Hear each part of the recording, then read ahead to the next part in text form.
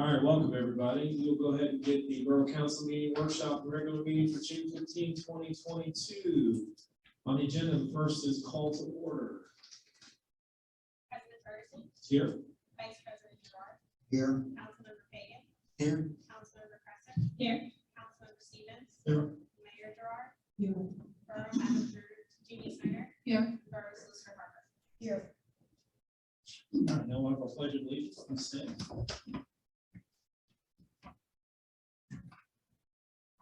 Allegiance to the flag of the United States of America, and to the republic for which it stands, one nation, under God, indivisible, with liberty and justice for all. Councilor Stevens, we can start identification. Almighty God, we thank you for the blessing of another day in your creation and for your many blessings on us and our community. We thank you for this opportunity to serve our residents and ask you to give us wisdom in all that we do on their behalf. I pray in Jesus' name. Amen.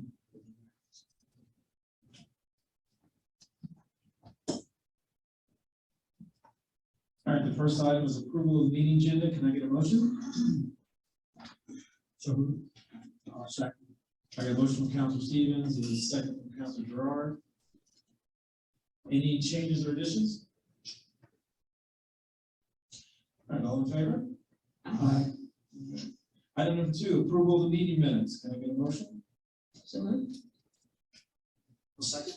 I got a motion from Councilor Cresser, and a second from Councilor Fagan.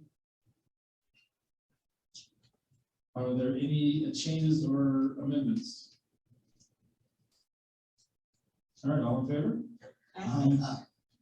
All right, item number 3, public input. Anyone wishing to address the public, please rise, state your name and address and the reason for addressing council. I believe we have them step over to the microphone again. If somebody does. John in the back, you don't want to talk? All right. Item number 4, Serco Heffa Rubber Company. We're going to reschedule them for the next meeting. Item 5, announcements. Borough is scheduled to meet Wednesday, June 22nd at 8 a.m. here in council chambers. Founder's Day is scheduled for Monday, June 27th from 5 p.m. to 8 p.m. in Centennial Park. The borough office will be closed Monday, July 4th in observance of the 4th of July holiday. The next planning commission meeting is scheduled for July 11th at 7 p.m. here in council chambers. Zoning Hearing Board has a meeting for 200 North Main Street, Alliance Housing Development. That is scheduled for July 13th at 7 p.m. here in council chambers. The next Borough Council meeting is July 20th, the workshop regular meeting at 7:30 p.m. here in council chambers.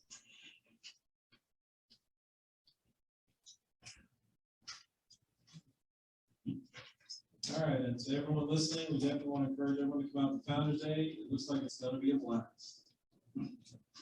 All right, item number 6, the Venice Court preliminary land development presentation. Madam Solicitor, should I turn it over to you or how do we? I think the applicant's here with an attorney. So if Mr. Brown will get up and introduce himself and say who his team is and who's going to be making your presentation tonight, I think that would be a good way to start this. We are live streaming this. So we're going to need you to use a mic. Okay. Is the volume good or the mic next to the man? We have 2 available, so I know when Chris had presented to the planning commission, it was easy for him to stand at the end with the easel. So planning commission could see, so I would say that for council, there's a microphone right there. And then if you want to hold your plans up with an easel, I know you would have done that for planning commission, that works, so you weren't in the view of, yes, yep. If that works for, Right. you guys would go with that, okay. Hello. Well, I'm on. Good evening, members of Borough Council. Mrs. Mayor. My name is Howard Brown. I'm the attorney for Prestige Property Partners LLC, the applicant for the Venice Court subdivision land development application. With me this evening is Mr. Jim D'Angelo, who is principal of Prestige, and Chris Reese, who is principal engineer at LVL Consulting, Level engineering. Level Engineering, formerly Boucher and James. I think Chris, you've talked to Chris before, he certainly has been before the borough, so I'll turn it over to him. But this evening, we're here for preliminary plan approval for the application. Give me a second to set up, it's right here. Okay, I think it's been about a year since we were last here, so I'll just try to just review everything where we're at and some of the changes that have been made since that time as well. So Chris, since we are live streaming it, it's important to stay close to that microphone. Yep, I was just, as I was setting up, just talking there. All right, so, the summary for this, it's about 2.7 acres. Consists of 4 properties that are gonna be combined and then subdivided into 18 townhome units. So there'll be a road right away, 2 open space areas, and there will also be a single family lot that remains on the remaining land. So I'll point these out. The single family lot is here. And there were 4 properties that would be combined into this subject property. There is an existing paper street here. And I'll show this plan really quick. So there's an existing paper street that runs from Maple Avenue to the municipal boundary, straight back, and it's 33 feet wide. There's an existing alley that runs along this property line, and it's part of the alley is on each side of the property. So the property owners here along Maple contain part of the alley, and then there's also a portion of the alley, part of the Prestige property. Is that 50/50? On the alley? Yeah. Yes, yeah, I think it's 8 feet on each side. If you need to know, I can find that out, but, so this is the existing boundaries as they are right now. On the right side there is, a subdivision plan just showing how the proposed subdivision would take place. As part of this, the road right of way is 33 feet wide where it exists. And then where Prestige takes over as the owner, it's going to be increased to 40 feet wide, which is the borough requirement. So once it's within Prestige's ownership, then we're meeting the borough requirements for right of way. And didn't Prestige buy one of the properties on one side of the road and the other? They did. They bought this property here, That was the stop. the Stauffer property, correct? Yes, they did buy this property, which allowed us to do a couple changes here. The previous plan, we had parking, if you recall, next to the Lurch residence, and that was a condition of zoning. They do use that area now for parking. And we had a 20-foot cartway, so 10-foot lanes on both sides. And then the Stauffer property. With them buying this, we're able to move the sidewalk onto the Stauffer property. We'll have easements there. But we increase the road to a 24-foot wide cartway. And then the 8-foot parking is in addition to that. So it is 32 feet wide, this stretch here, until it necks down to the 24-foot wide roadway. Okay, so the existing conditions real quick, it's mostly meadow. There are scattered trees throughout. There are an existing driveway kind of loops around, and there's some ruined buildings that are on site too, but it's primarily vegetated, meadow and with trees. Stormwater facilities, I'll touch on that quick, is a large detention basin right here. There's an underground basin underneath the cul-de-sac. There's also a rain garden in that open space right there. It's all public water, sewer, electric, all public utilities. Some things we are doing is moving the alley through here. So a couple of things that we've done since last year, we did add additional parking for the planning commission's request. So we added parking spaces right in here. And we also added 2 spaces right here and then 1 in the cul-de-sac. So we now have a total of 21 additional parking spaces. So it actually adds a little more than 3 per unit. So that was one big thing that we have done since we were last here. And again, I mentioned about the 24-foot roadway here from Maple. So now we can have 24 feet throughout. But previously we had 20 feet for that first section. But you're saying the road, I'm sorry, can I just ask a question? Oh, yeah, yeah. Right now, I think now's probably a good time. I can ask questions, answer questions or. All right, Yeah. so, but you're still saying the road's gonna be 32 feet instead of what it is 33 today, right? Well, no, it's a 33-foot wide right of way in this section here. What is proposed now, the paved portion of the road is 32 feet, but that includes the 8-foot parallel parking on the Lurch side. Right. So next to that, you have a 24-foot cartway Mhm. for like the two vehicles. I guess the first question I have is, given the fact that you purchased a stall for property, you could make that wider on the entryway.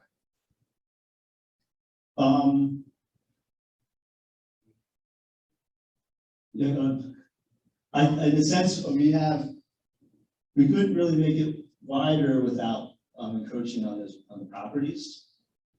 It could make it, like this property specifically, I don't know if that would be compliant with zoning.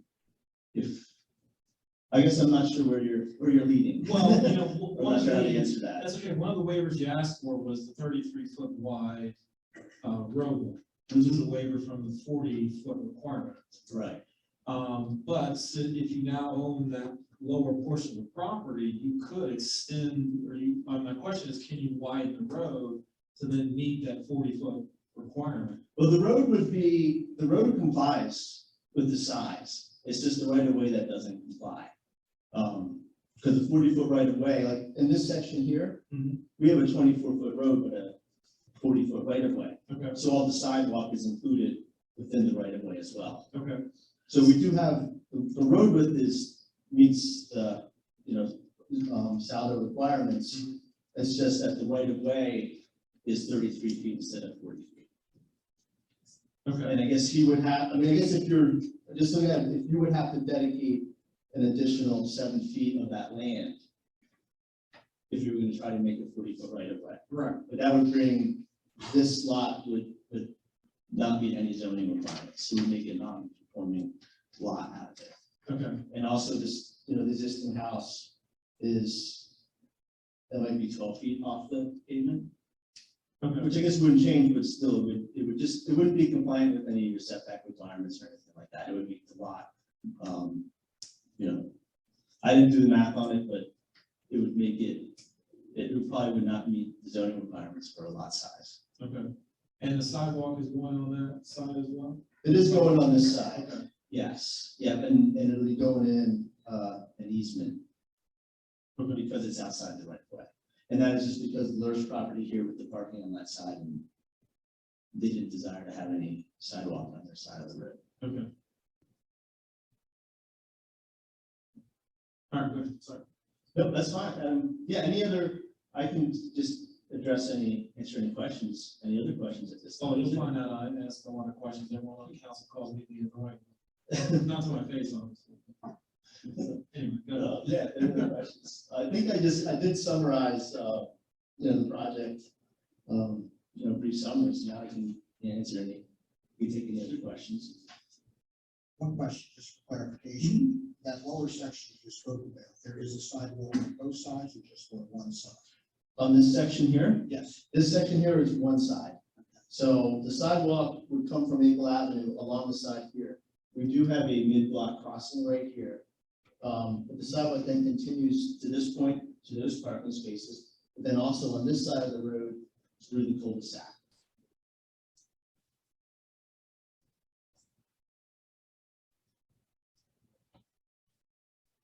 And you mentioned the alley, in the drawing and in the notes, it said improvements, but you're really paving, Right, yeah, we're not adding another one of the waiver requests is providing a curb in the alley. Right now, there's an existing alley there, it's Without stone. today, yeah. Right. right? Okay. No, I just want to make sure, because it's in the notation on the drawing, it said improved, but I would assume that it would say paved, not improved, because I don't know what improved means unless you say paved. Yeah, I think by improving, or just, we're just referring to paving it. Okay. Will there be a notation change then, or? We can make that change, verify that.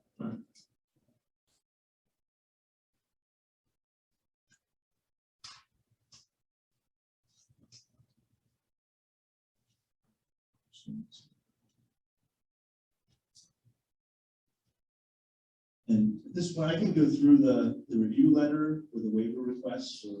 Right, we think you ought to go through the waiver letter, but the elephant in the room is a letter we got today from the fire marshal. So if you could address that, I think everybody would be grateful. We can do that first.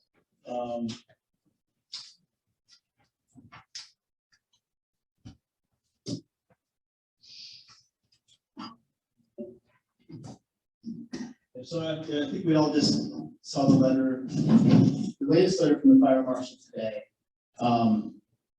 And I think a couple things just to go background.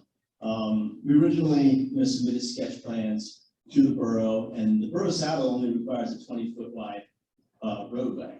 You don't have any parking. And at that time, I think going through the sketch plan process, it was recommended that we have a 24-foot cartway just to give more space. And we agreed to that, and from that point forward, we've always had the 24-foot cartway. And then I think recently we did receive the fire marshal letter, which I know I wasn't aware of those requirements at that time. I think it's something that doesn't come up very often.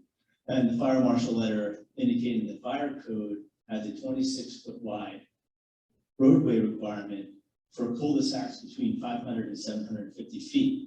Less than 500 feet, it allows 20-foot wide roadway.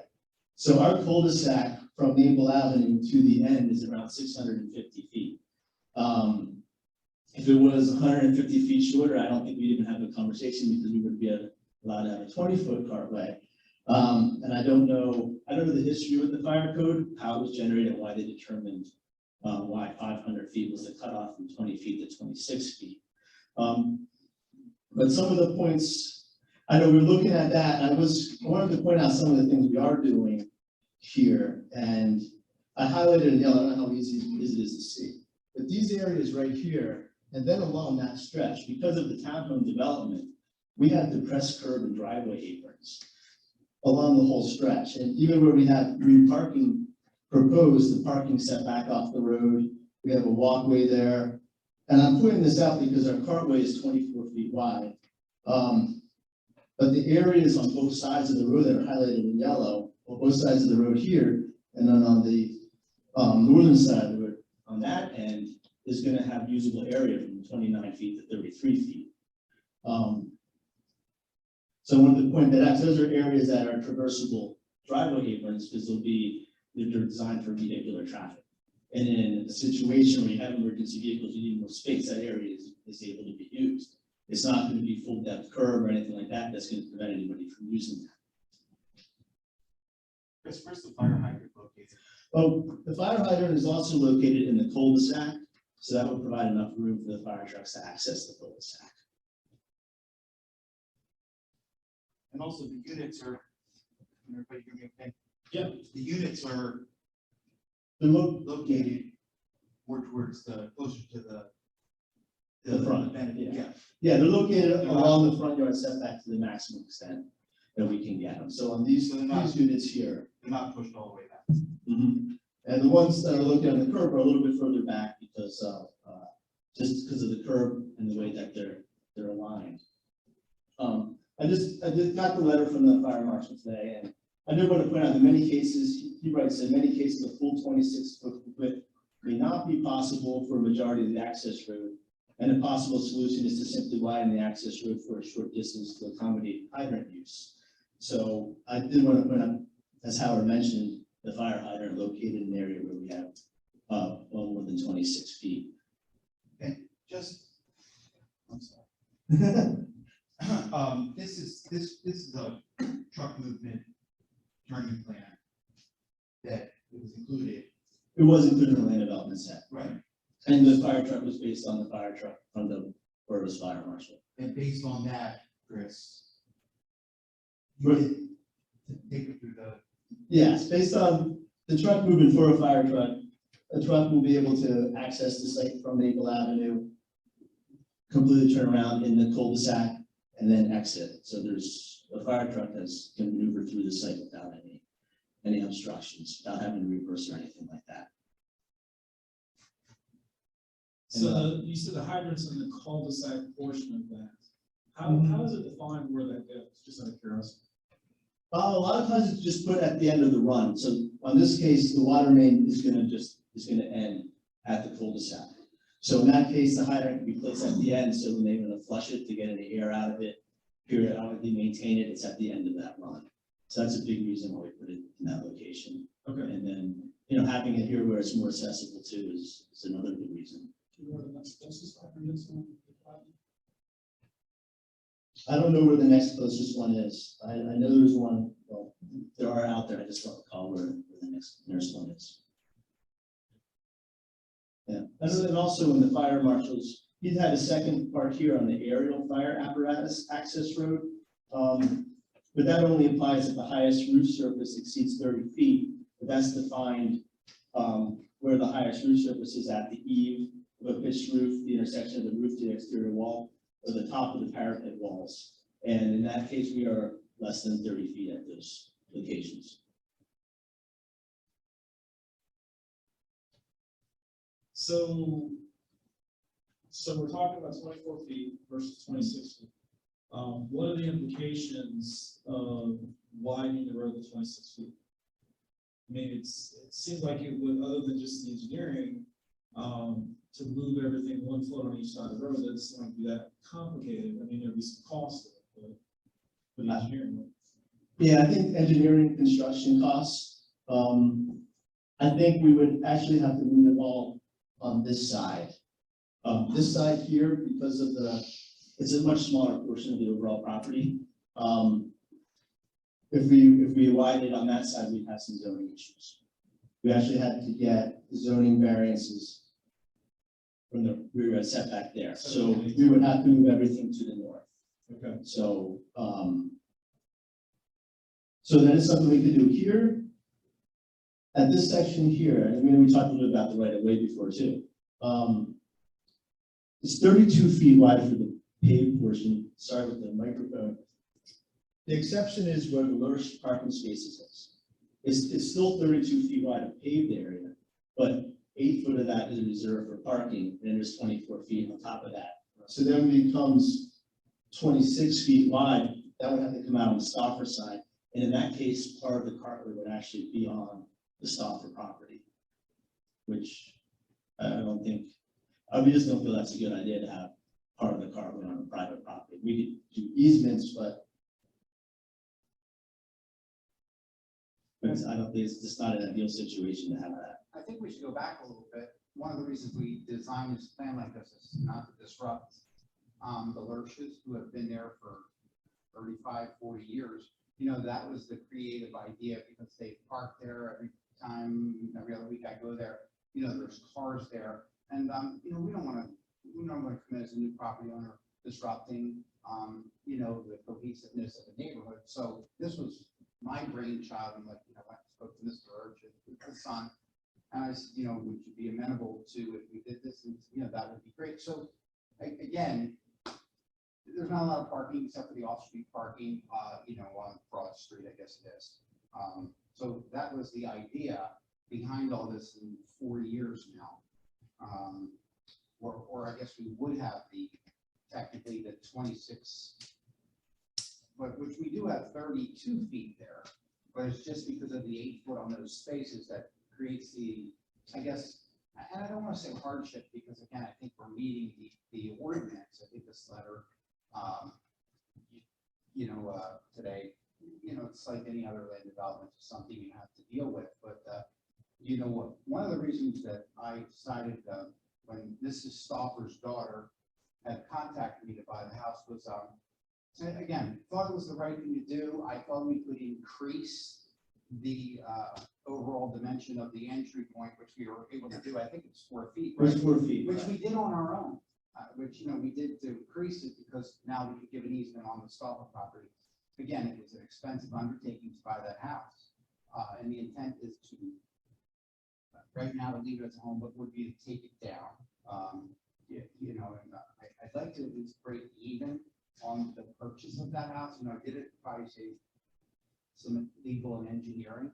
So, you know, we believe in a working relationship, and I understand your question, but I think as the applicant, we've taken many steps on our own to move forward to try to improve it, because we care as well about the community and the sales and the people that eventually will be living in this community. So, you know, I just wanted to jump in and say that we've done some things on our own without being asked, and you don't see that much.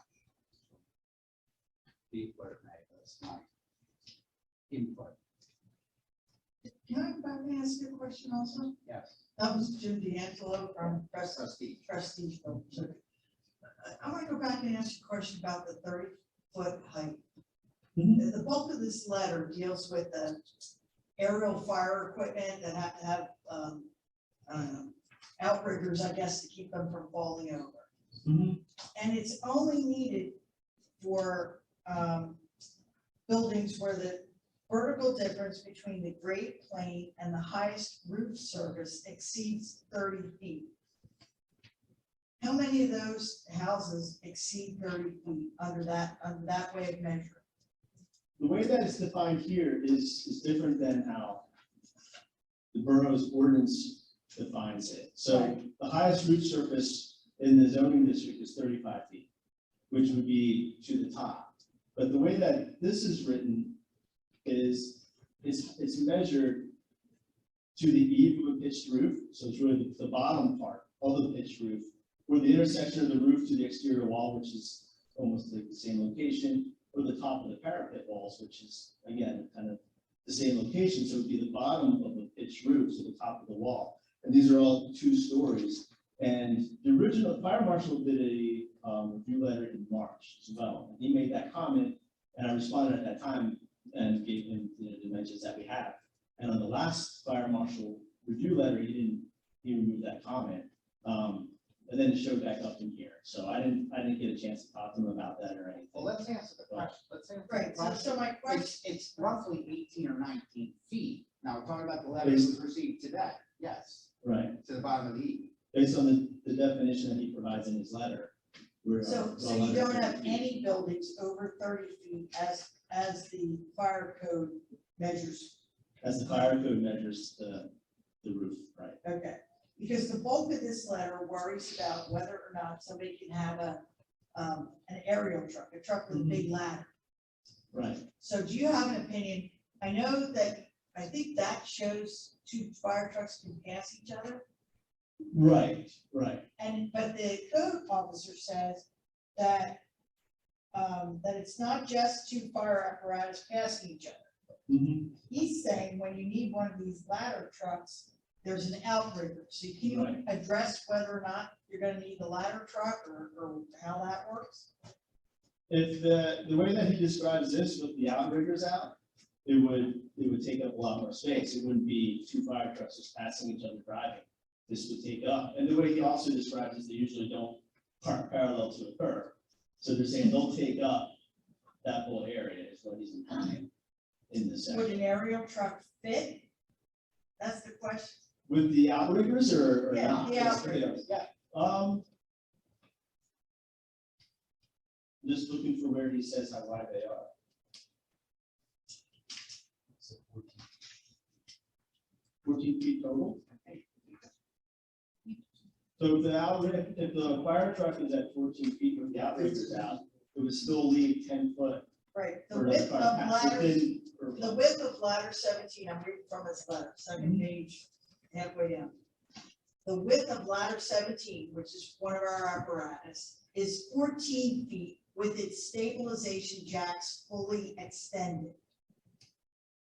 So you could actually fit it, but you couldn't get anything past it.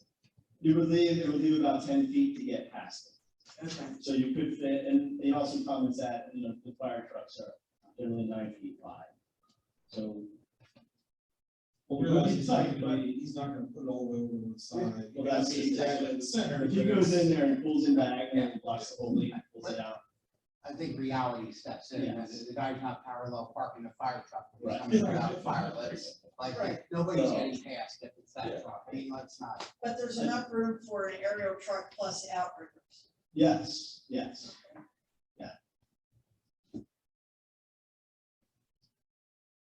One other question too, you indicated there's a fire hydrant that's in the cul-de-sac. Mhm. Okay, do you know what are the requirements in terms of, because of the high density of 18 units in there? Is that within the regulations for one fire hydrant, or should there be another one there? Not right in that cul-de-sac, but maybe down at the lower end where the entrance is. And I do think, when we did this in North Penn Water Authority's been reviewing it as well. With the other hydrant there, I think the distance between the hydrant we're proposing and the existing one that's out there meets the code requirements. Okay, so there is one on corner. I don't think it's on the corner, but I think it's close enough to the corner. It's where- about 20 feet in Is it front. that close? Yeah, it's not very far. So I know like the distance between the two of them did meet. Yeah, in case of a major fire where you're gonna need pumping capacity. Yeah, they would draw from those hydrants as well. So, and I'm sorry, to be clear, you said you think it meets or you know it meets because you did the study? We looked at it originally. I don't recall what those distances were off the top of my head, but we looked at that over but these plans together.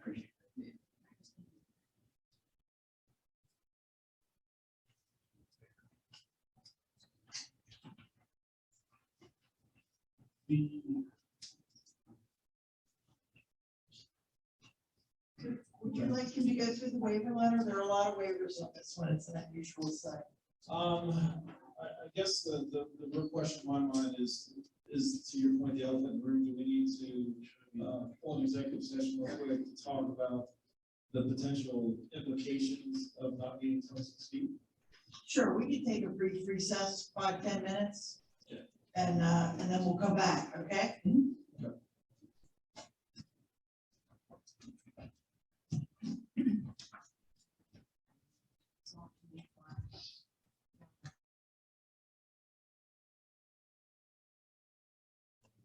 Yeah, I know, it's.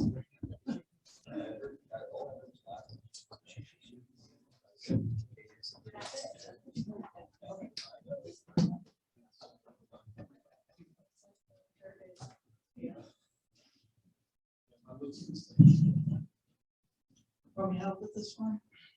Want me to help with this? Absolutely. Okay.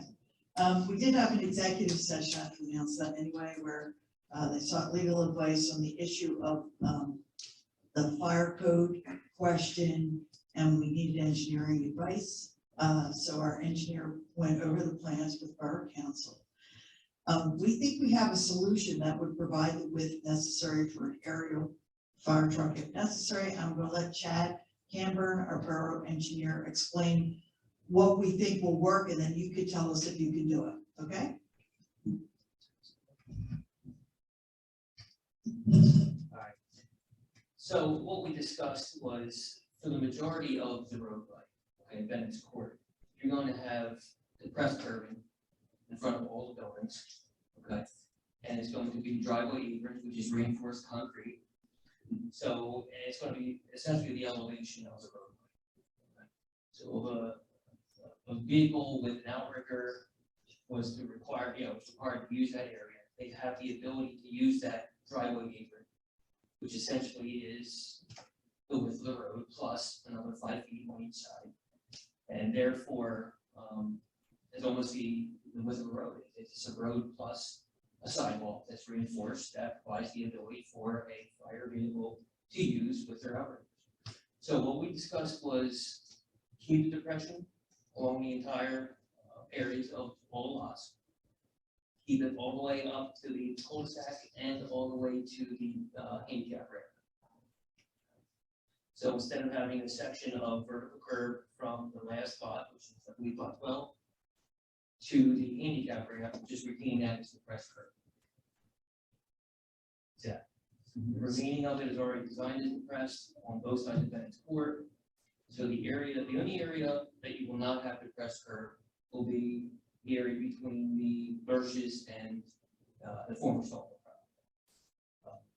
We discussed keeping out of the vertical curving for safety purposes.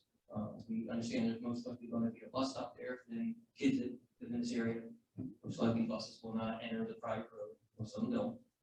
So the children will use that sidewalk near the entrance or getting to the bus stop. We thought it was safest to keep that as vertical curve.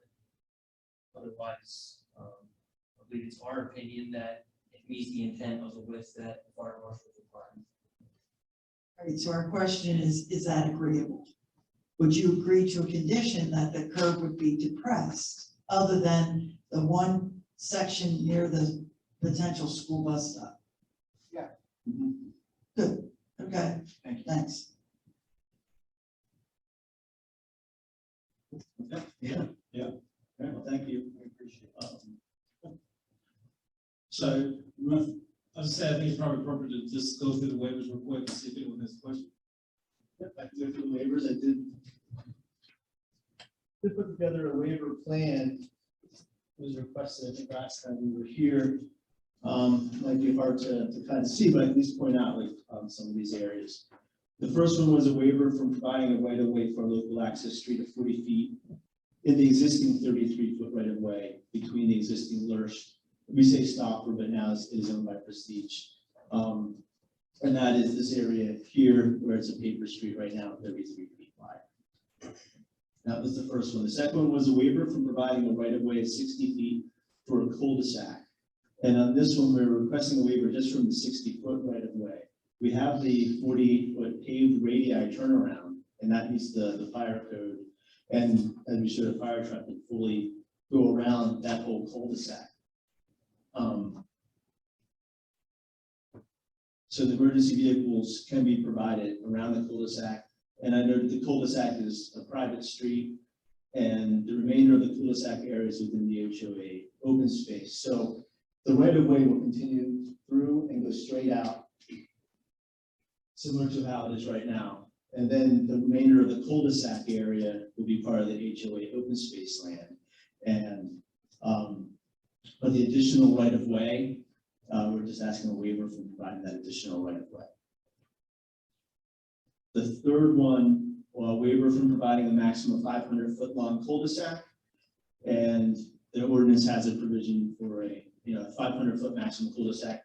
Ours is 658 feet long from Maple Avenue to the end of the cul-de-sac.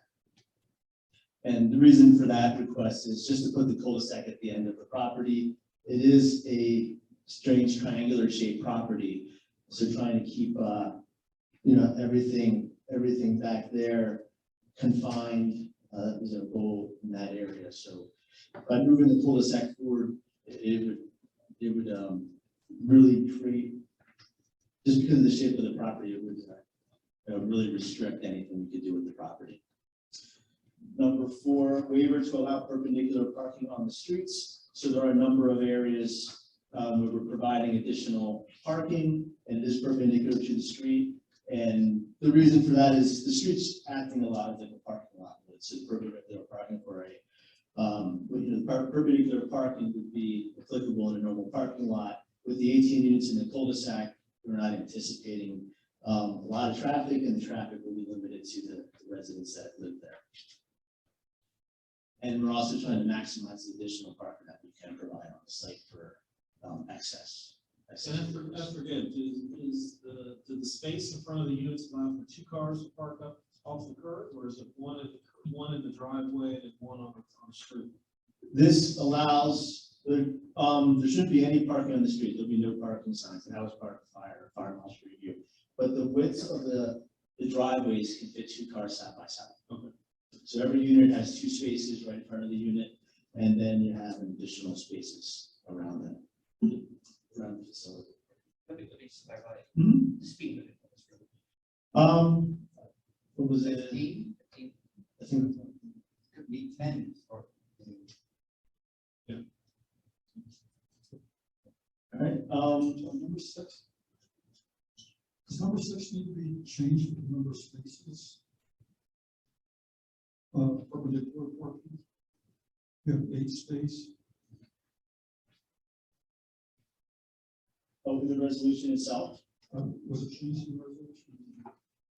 I'm looking at the, I think the original request for the number of spaces was space before we added the additional spaces on this last version. Are you? I'm sorry, you're looking at number 6 on the resolution? I was looking at the, purchase standard, so I'm not sure. That might have, I think that letter was generated when we still had, Right. it was based on the previous plan that had the fewer spaces. Right, remember they showed a new plan at the Yes. planning commission Right. That was with more parking. yeah. The resolution updated. Yeah, we did it. Right, we did it tonight. Several times, Yesterday. final versions. It's scrambling a lot the last couple of Yeah. days. Number 5, waiver to provide parking within 20 feet of the property line. And there's a couple spaces. For example, here, the parking space up in the cul-de-sac. And that is just to try to maximize the number of additional spaces we can provide on the site. A lot of that was done just at the request of the borough. Just to, you know, try to give as many parking spaces as we could for the community here. Chris, that'll be screened with landscape. Exactly, yeah, and there's also a fence along that back corner as well, with the cul-de-sac. But yeah, we do show the screening on there, so there's screening, you know, in front of where the headlights would be as well. And because we're within, or we're less than what the borough requirement, is there any issue with the township? I don't believe so. The township, I don't think they received a copy or need to receive a copy. Okay. There is, that property up there is in the borough, and we do have a fence along that property line too for headlights. And even the area that's along here with Hatfield Village Apartments, there is a utility corridor up there with overhead power lines, and it's a vegetated area right now too. So the apartments that are there are set back. Okay. Pretty far. Number 6, waiver to not provide curb in the alley, and this waiver was requested because it's an existing alley without curb. And we're just gonna match existing conditions and do not want to change any of the drainage patterns that are there. Number 7, waiver to have less than 6 inches between the back of the sidewalk and the right of way, and to not provide a grass strip between the curb and sidewalk. And this is when we're proposing to have the sidewalk and the curb and the roadway all together. So, so that provision in there was to have the grass strip between the sidewalk, and just because of the limited site area to work with, we're requesting that waiver. And that also will help with the fire apparatus as well. Exactly, yeah, good point. Number 8, waiver to provide access to a private street. And this one was just in previous conversations, the borough wasn't willing to, you know, have the road dedicated via Borough Road, so that's why we're requesting that waiver. Number 9, waiver from the requirement to provide street trees at specific spacing. And this one's requested, in the ordinance, it has specific spacing for street trees. And we are proposing the required number of street trees. We're not having a reduction or anything. We're just proposing them in different locations, just due to the layout here. We're spacing them differently to work better with the site layout.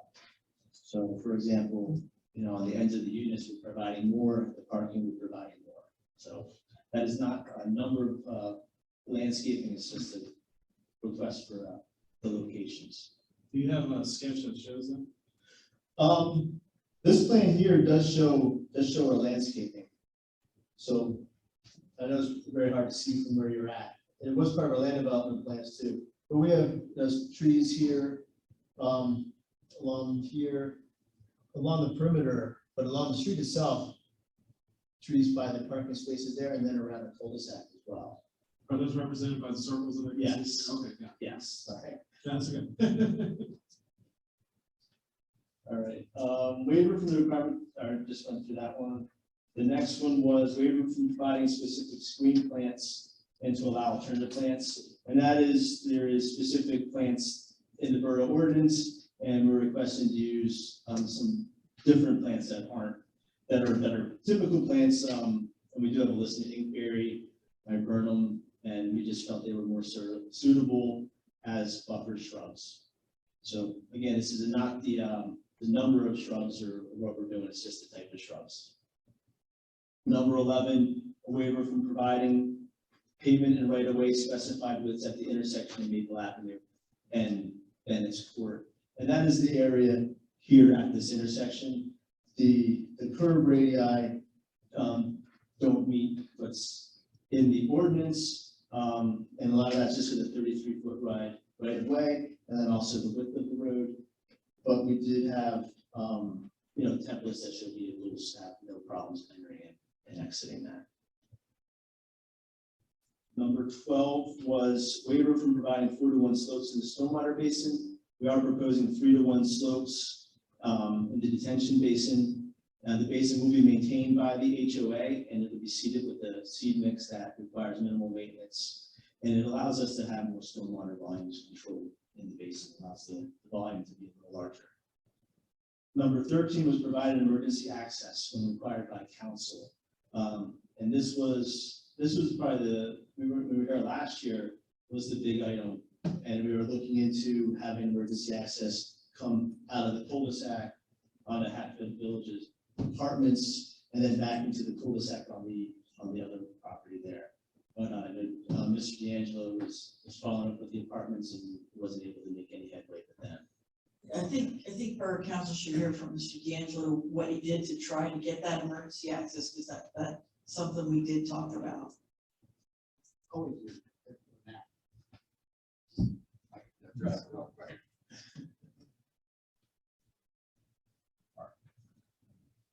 Jim D'Angelo, Prestige Property Partners. We reached out numerous phone calls, 3 letters, a certified letter. Actually sent my plumber because he had known them, over to the manager to see if we could get anywhere with it, and we were unsuccessful in getting any response. Even reached out to other counsel, when I say counsel, I mean lawyer, that actually represents Hatfield Township, and to see if I could get any assistance. And it sounds like it's just something that they didn't want to get involved in, and they were not interested in us at all going through their apartment complex. But many efforts were made, many. I hope that helps.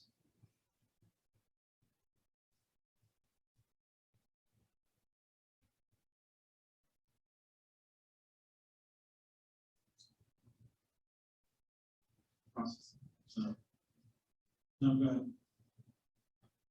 I just want to answer any questions. That's all. So there's a neighbor on the other side too. Did you try that? Or no? I did. You mean on the front?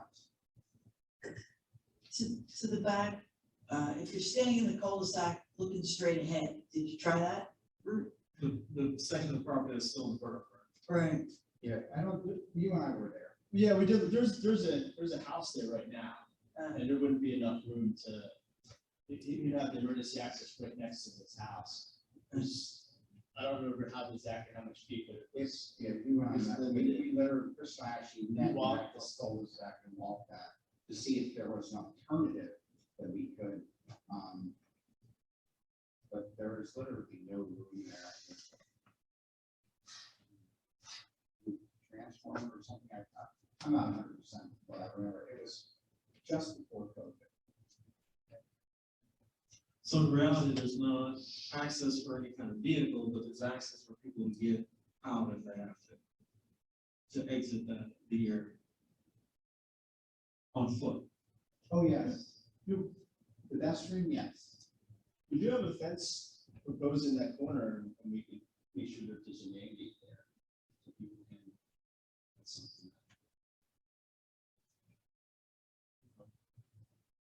Yeah, I mean, I think that'd be better. I mean, we have areas in the borough now where there's limited access. And we were talking about actually the street I live on, Stephanie Corbin, it's limited access there too. So, but there is foot traffic access to get out, just not vehicles.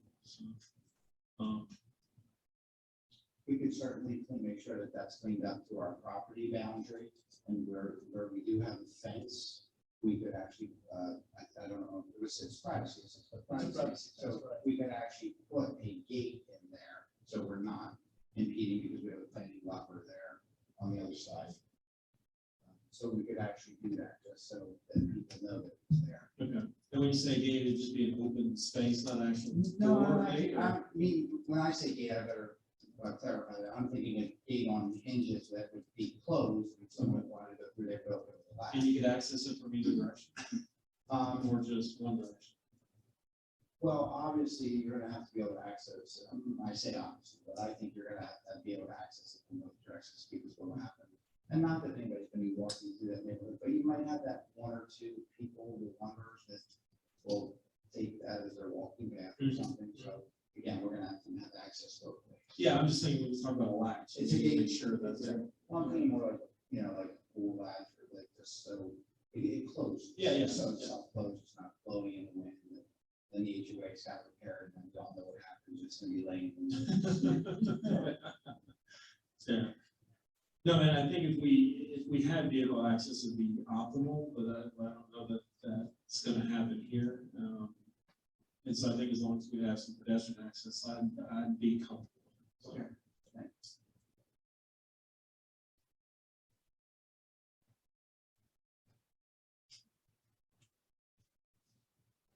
And then, the last waiver request was a waiver for providing building setback lines measured from the nearest side of the right of way or easement to the proposed building. And this was one that, we've been working a lot the last couple of days to fine tune. And we have easements for the parking areas that were, a lot of these we just added within the past week. But the easement for the parking, because part of the parking is going to be on some of the private property in order to get the additional parking spaces. But by doing that, and it's only in the Saldo, the zoning ordinance doesn't have, it's not a zoning requirement, but in the Saldo engineering standards, there's a requirement that setbacks are measured from easement lines or right-of-way lines. So it applies in lot 6, 7, 12, and 18 because of the parking spaces that we're adding. And it also applies to 13 to 18 by 2 feet because of the sidewalk. There's the 2 foot wide sidewalk easement along that stretch. And the drainage easement for lot 12 also. So it complies with all the zoning requirements. It's just that section of the Saldo referencing measuring setbacks for easements. So that was one we had just added yesterday. So those were, I know there's a lot of waiver requests, but a lot of those are, just for the project with this site layout and the property the way it's configured, and just with the, the road, everything with that, we feel that these waivers are needed and justified.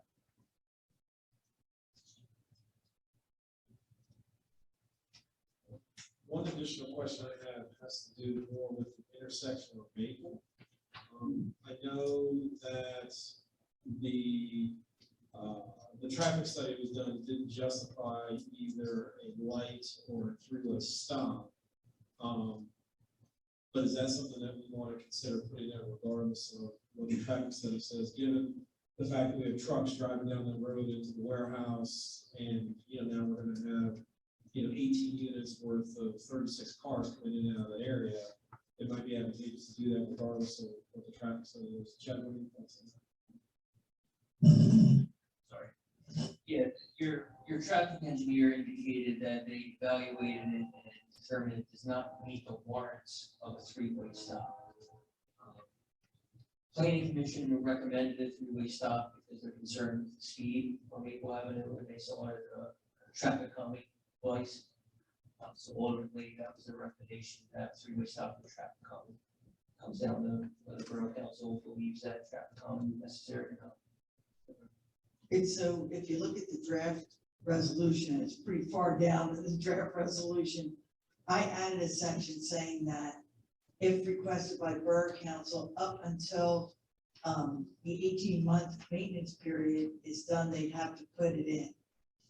Did you see that? A three-way stop at Maple and Bennett's Court. My thought was, you're not gonna know if you got a traffic problem until they get it built. And then if people can't get in or get out, you know, then we might have to revisit with the traffic engineer, the advice, but I put that in there, and you're agreeable to that condition, right? I think you've done that before. It sounds like a good idea. Right, so I think, so it's in there, and then you can make the choice, you know, later. There are also things Chad and I talked about on Maple Avenue. If somebody comes around the curve from the Hatfield Apartments and they're not slow enough, they're gonna rear end somebody who stops at a three-way stop for Bennett's Court. So, I mean, I think everybody's gonna have to get used to the traffic pattern first before we realize, you know, what you have to do. But they're willing to do it later if necessary. Okay, so that's something we have to decide on now. Correct.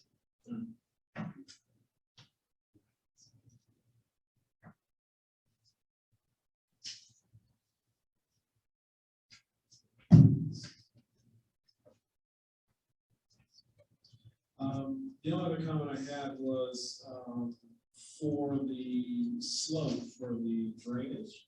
I don't know if it said, if it indicated the 3-to-1 on the drawing. I know it mentioned it was a waiver from 4-to-1, but I don't know if it specifically said 3-to-1 on the drawing, so. I know on our grading plan, we created it at 3-to-1. Okay. The contours are shown on that. Okay, all right.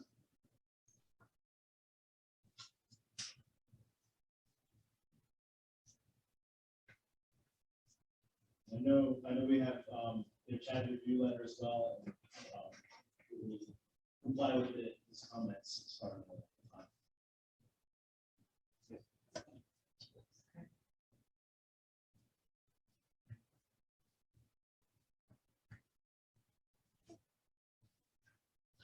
I know I've talked about it, no questions. Was anyone else in council? So there's a question.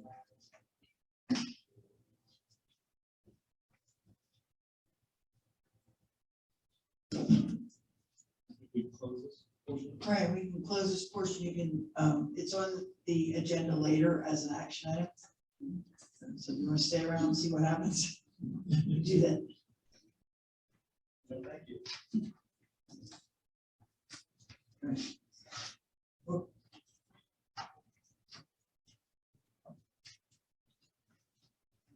So I guess, the manager is suggesting if Borough Council wants to, can they change the agenda and vote now? Yes, they can.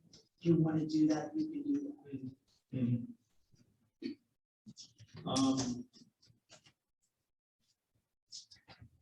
Are there any thoughts about voting now, or do we want to wait until any additional verbiage we want to? I'm okay with voting now. I just want to ask the council a question. Okay. All right, and we will skip to item. Under action items, the item number B, did I get that correct? Right, it's 12B, but don't forget you wanted to add the language about the depressed curve. Yep. All right, so we have a motion to consider for resolution 2022-15, granting preliminary land development approval for Prestige Property Partners LLC for Bennett's Court, with the addition of the, help me out, solicitor, the depressed curve that runs from the cul-de-sac to the alley. Is that correct, Jen? Correct. On the north side only, right? On the north side. Right, is that the north side? Correct. Yeah. That that be added as a condition. Make that motion. I'll second. All right, I got a motion from Councilor Stevens, a second from Councilor Gerard. Any additional questions or comments? All in favor? Aye. Opposed? None. So the resolution passes. Thank you. I just want to say thank you guys. I know it's been through a lot, and I know we've asked for a lot too, so appreciate your flexibility. We think it's going to be a great addition to the board. So Thank you. We look forward to it. Appreciate the borough moving us up. I have needs it all.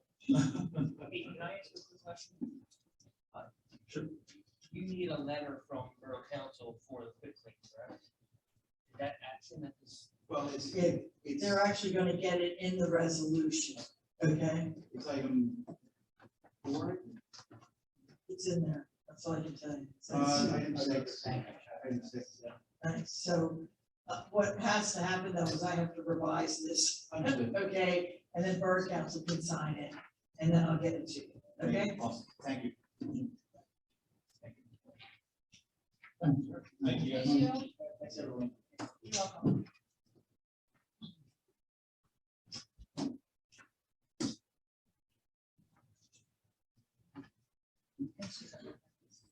All right, so continuing on with the agenda, we'll go to item number 7, reports from our standing committees and the mayor.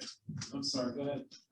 President Ferguson, I had suggested also to the solicitor, due to the length of the meeting, if we could move old business up, which would be Stephen Cole to 390 West Vine Street. He's in attendance this evening. If we could move him up, so he didn't have to stay around for the remainder of the meeting. And we can discuss it if council is going to either approve or deny his conditional use this evening. That way, he can move up on the agenda a little bit and get in and share with you guys this evening. Sure. Thank you for your consideration. You're confusing me a little bit. Yeah, I know, No, it's it's a long meeting trying to accommodate.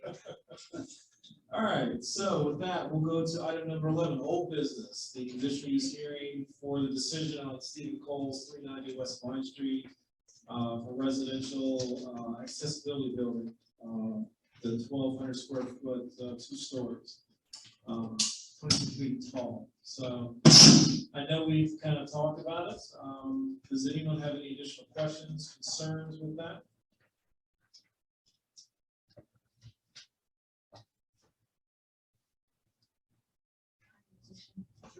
Did your new neighbors move in yet?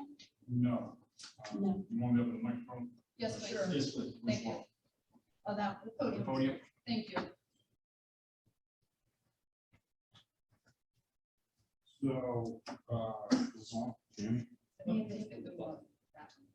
Now? Yeah. Yeah. So new neighbors purchased the house, they gutted it, cleaned it, got rid of all the trash and cleaned up the yard a little bit, and it's back on the market as of 2 days ago. So the temporary owner, I did meet him and I actually got his signature and approval, so for what it stands, whether they sell it in another 6 months or another week. I do have his approval. I did go around to all the rest of my neighbors, 2 on either side, the one across the street and the one behind me, and I had signatures from everyone, except for one. They did verbally approve, they just did not get it signed, the letter of approval. But on both sides, across the street and behind me, I have letters of approval. Okay. Is that something you want to consider putting the record as well? Sure, if you brought them with you, we can add them to the record. Open here and briefly add them to the record. Yeah, I have them all right here, would you like them now? Yeah, you give them to me and I'll make sure they get to the court reporter. I think that's the easiest way to do it. So he's actually so new, he was presented as a Pine Street.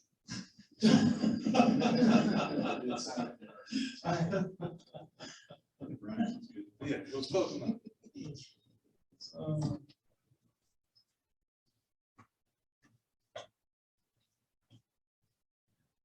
All right, if there's no additional questions, we'll go on to action item number 12A. Motion to consider approving resolution 2022-14, granting conditions approval to Stephen Cole, 390 West Vine Street, Hatfield, for conditional use for residential accessory building of 1,200 square foot, 2 stories, or 22 feet tall. Can I get a motion? So moved. Second. All right, I got a motion from Councilor Stevens, a second from Councilor Kagan. Any additional questions? Madam Solicitor, any questions or concern? Apparently I get this dated for May. I can fix that, don't worry. Okay. All right, with the additional change, all in favor? Aye. Opposed? There are none, so the resolution passes. So, Mr. Cole, the only question is when's the party? When's the groundbreaking party? Did you just come over and take a look at it? I kind of went by the side of the property, yeah. Okay, so, yeah, other councilmen were taking, right? Yeah, it's something that they're doing some yard work around the house, so, it's going whenever. I appreciate it, guys, thank you very much. You're welcome. You're welcome. Thank you for moving that up on the agenda. Yeah, no problem. No problem. And we'll mail you a copy of the decision, okay? Okay, perfect. And then, the next step, I talked to zoning for actually getting the construction permits, correct? Or to, the bottom, for the actual. Yeah, you'll come in and get the, permit application and fill it out and submit your plans that you're gonna get. Yep. Next to the bottom. Thank you, guys.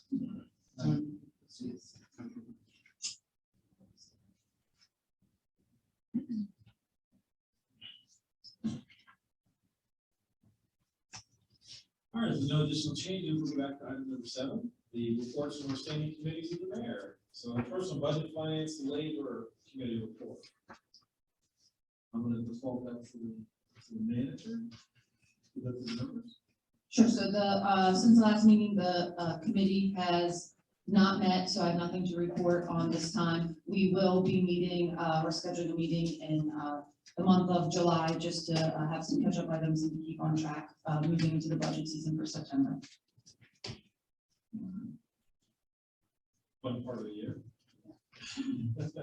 All right, planning, building, and zoning committee report. The committee has not met, but we will be meeting on July 5th. We will discuss some more topics. How about public safety? Nothing new to report this time. All right. Public works, property, and equipment. Yes, Public Works Committee did meet earlier today, and we have a draft of a resolution regarding the displaying of flags on borough property. I believe you all have a copy of that in front of you. There was lengthy discussions in this prior meetings about the need for this and the fact that we do not currently have any ordinances on the books. So this is something the solicitor drafted to have a policy in place for when somebody wants to fly a flag on our property. I'm not sure, I do not think this is on an action item for tonight, but if anybody has any questions or comments or, revisions, let me know. You want to give just a brief overview of some of the items? Yeah, essentially, so like I said, it's, currently we don't have any policies in place for if somebody would request to fly a flag on our property. So, other municipalities have come across this issue and have put ordinances resolutions in place to have a policy. And essentially, our policy would be that we would only allow the American flag, the Commonwealth flag, Montgomery County flag, Hatfield Borough flag, and the POW MIA flag. We would also allow seasonal banners and banners announcing borough events and borough-provided flags honoring local veterans as we use currently. No other flags would be permitted to be flown on borough flagpoles or electric utility poles owned by the borough. So it's a pretty standard policy. Again, it's basically government flags are all we're going to allow with the POW, MIA, and our veterans as well. So that way, we have a steering policy to look to if somebody does place a request. And just the discussion that went behind that was kind of essentially, you're not going to allow most everyone or, keep it very official. And we went with the official route of just allowing the government flag. So that was the thought process behind it. And there are also some not recommendations, but criteria for how we will fly the flags, as you'll see, and that's just standard practice for how the American flag is displayed in regards to other government flags. This policy is one Jamie, it's very similar to one Jamie got from North Wales Borough. Correct.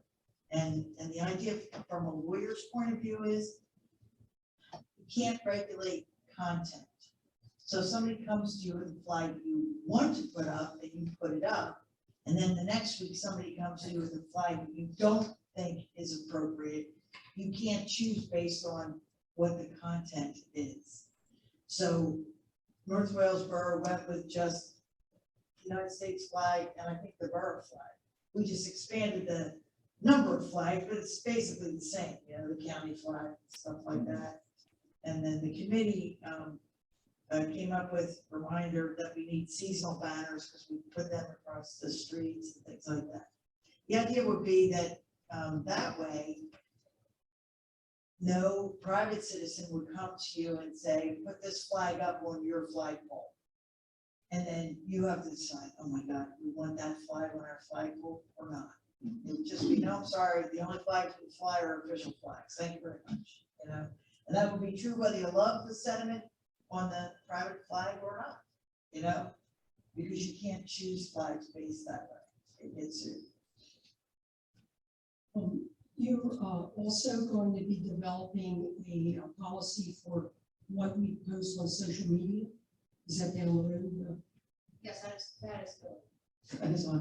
Yes, that is correct. So Katie and I have been gathering policies from other municipalities of what they can, what they allow and do not allow to be posted on their social media page. That way, when something comes in or requests come, it'd be the same as like the flag, whatever direction council would like to go with that.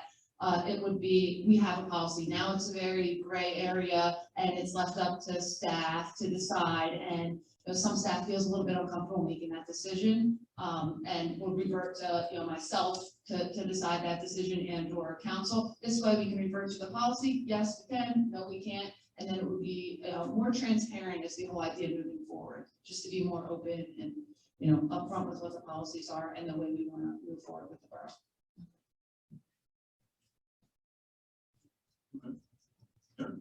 Good job.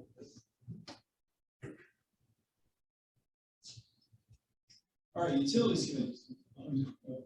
We want to ask input on water feature. Yes. We have brought this up in the prior meeting regarding the water feature out here in Electric Plant Park. And we had discussed a couple of different options as far as shapes and styles, I guess you would say. But I think the main point to discuss now is if we do want to move forward with putting anything there, or if we want to leave it as is. Because I don't think we came to a real solid decision last time. So is this something that the committee should pursue, or do we feel that it's okay without a water feature, I guess? And for your information, originally the park did have a water feature for those who may not have been aware of that, but it had a problem with vandalism. And so if it's council's desire to include a water feature in the park, we're looking at water features that are more vandal-proof.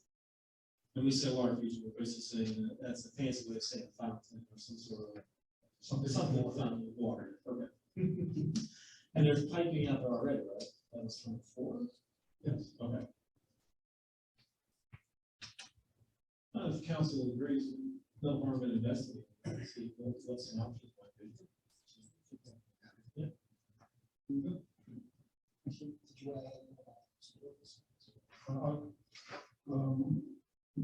Yes, I brought up a couple months ago about the historical signs for Electric Plant Park in front of the jailhouse building, and I got the sense that council was in favor of that idea. If I'm mistaken, let me know, but if that's the case, then I will move forward and do some more design work on the sign and move that project forward.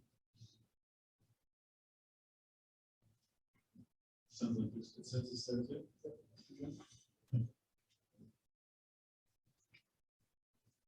On it from public works and public questions, it looks like at least over Harrison has started digging up for the benches and tables. Yes. Steve gave us an update on that, and I believe, except for the benches, you're getting ready to pour the concrete sometime this week, perhaps? The two benches concrete should be getting poured on Friday. The tables that have been ordered have not been even shipped yet, so I'm not ready to do any construction out in the grass until the tables are actually in hand. But the benches should be poured on Friday. Okay. And we'll put that out on social media when it's all done. Nice pictures and. Well, I'm thinking if we could put the progress, because I get stopped about every week asking questions on it. So since that's been over, so if we could say, hey, we're pouring the pads for it now, I think that'll help. help show people that there's some progress. We'll do it after the passage report. I personally don't want to announce on social media in the summertime when the schools are out that there's fresh content. So once it's all I dry, understand, we'll announce at that point. understand where you're getting at. So yes, I hadn't thought about that. That's a very good consideration. So, because I would have been the one who was doing it at that. So, oop, did I just let that out? So. Utilities committee. The Utilities Committee has not met. However, I did speak with Dave Weiss concerning our delinquency situation, and delinquencies have dropped. There have been some shut-offs made, and a number of people have brought up on their accounts, backlogs. So we are making some progress with the shortages there. Do we know what the backlog is? I don't have any specifics on that. Okay. All right, the HURC. HERC has not met because we really didn't have anything to beat about, but we did give 4 certificates out to 4 businesses here in the borough in honor of their appearance on May proceedings. Dr. Larry Snyder, Walker's Fuel Oil, Will's Restaurant, and Gibbons Greenhouse for honor of different certificates. All right, questions? Our next dual action committee, as with the other committees, we have not met. Still trying to get in touch with, with Tom. And we had a death in the family, so I know he's been pretty busy. So, next, the mayor report. Yes, I just have 2 quick things. First of all, the check for grant year 2018, which we never received, has been received, and I gave it to Diane on May 25th. The grant year 2020 will be distributed after the quarterly meeting in July. So I don't have a total on that, but I should have that shortly. And I wanted to recap the tour of Mascara's Tidwell recycling facility. I'll make it very brief because most of us went there on the tour. So I thought it was pretty impressive. I thought it was a very impressive operation. Anything that comes in a day has to be processed that day. The items are placed on a conveyor belt, and they go through a manual. They get a manual person to remove cardboard or anything that might damage the machine, because it's a single stream operation. So if for some reason the machine is damaged, everything stops. Okay. Items that are taken through a series of screens to sort by size. Anything that's glass is crushed and particles fall through the screen. They have a gigantic magnet that removes the cans. And one thing that I thought was very impressive, they called it a paper magnet. And what it is, it has the, because using this item, they have the ability to recycle flexible plastic packaging. And what it is, it's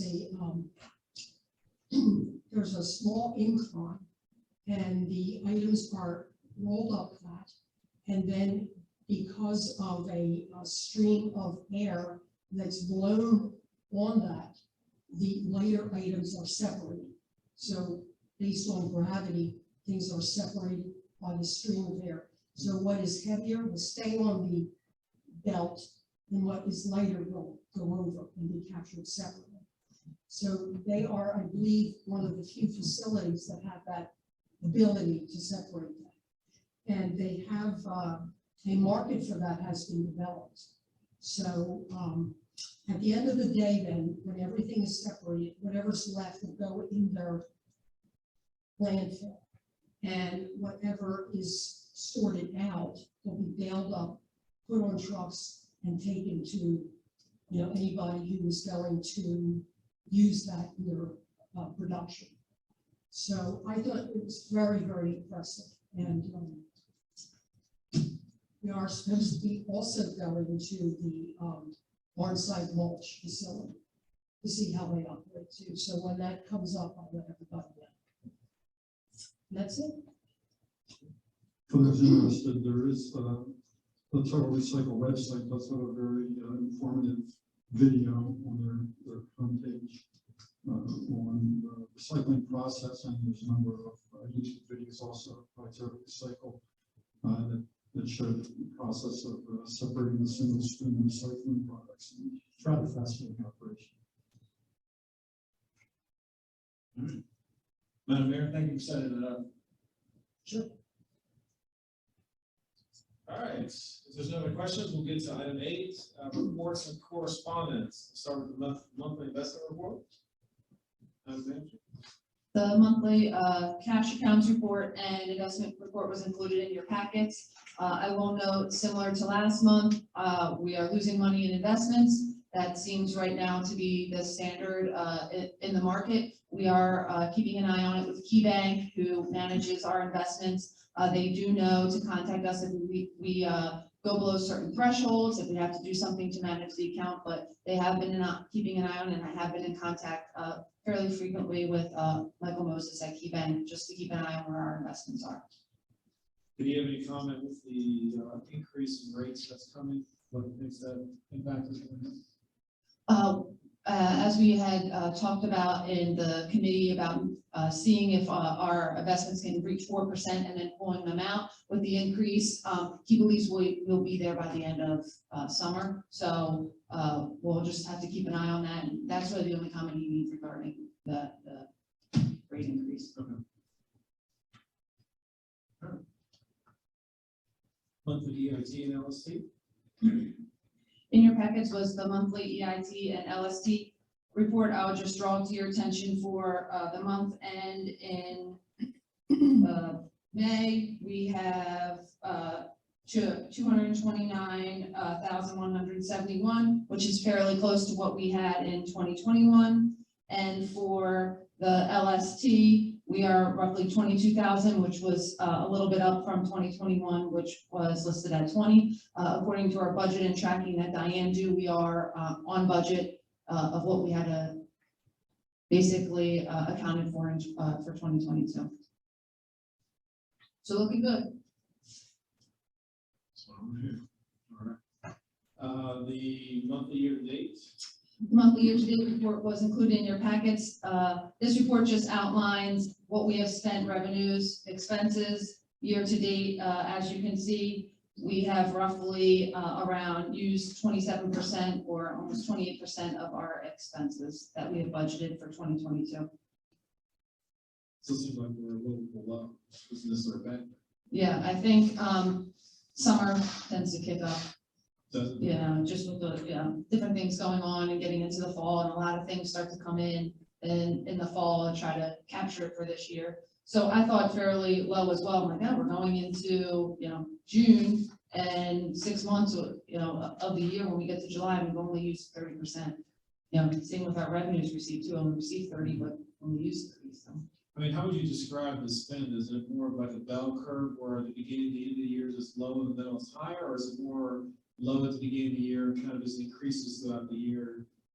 Because I know Steve always wants to get his request in and spend more money at the very end when he sees there's money left. So Yeah, I would say it's based on the funds. So electric is higher in the summer because our bills are higher in the summer, so we're using more money out of that fund. We're transferring more money to the general. I would say at the beginning of the year, if stuff's budgeted and we want to purchase it, like equipment, we'll purchase at the beginning of the year, so we'll use funds. And if there's anything left at the end and we haven't done projects or projects were pushed off, we will then capture that in October or November. So it really just depends on what fund we're looking at. Overall, definitely a little bit of a curve, but I think it just more depends on the fund. Like electric is definitely higher in your peaking months in the summer. So there's more coming out of that. Bills are higher. We're also generating more revenue in the summer with the electric department. okay. And I apologize, I meant to ask, what's the schedule for the behind the meter? So the schedule for the behind the meter is the target date is June 23rd for the behind the meter, and we will not meet that target date. We are being held up by some issues going on with BPL right now.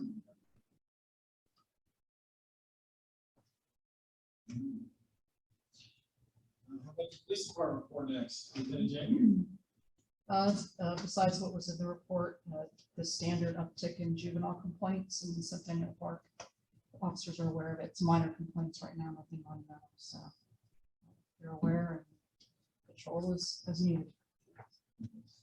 Lieutenant, are you still doing the selective enforcement on Lane Avenue? They are doing them from time to time, but they're not hitting it as Okay, much have as you had any before. incidents? No.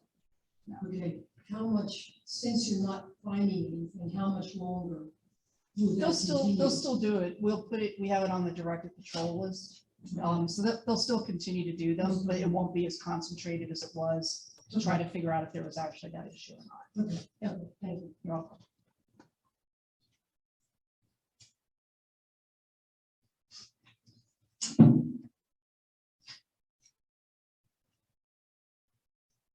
Yeah, I think the most severe incident was the fight at Metrics, was it?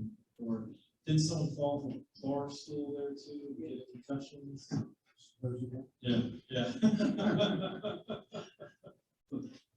No, that's great, but those are the greatest things we have to worry about in our community, so.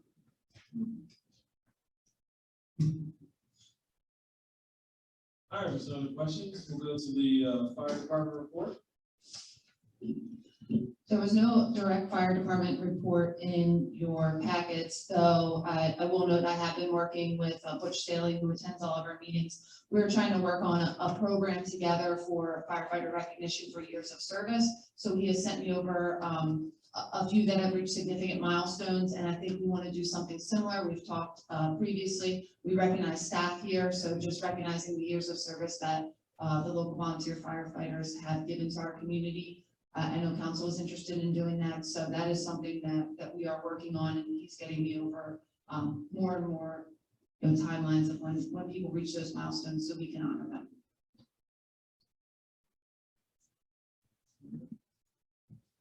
Any questions? All right, EMS. The EMS report was located in your packets, just drawing to attention for April. We had 19 calls in the borough, and for May, we had 18 calls in the borough.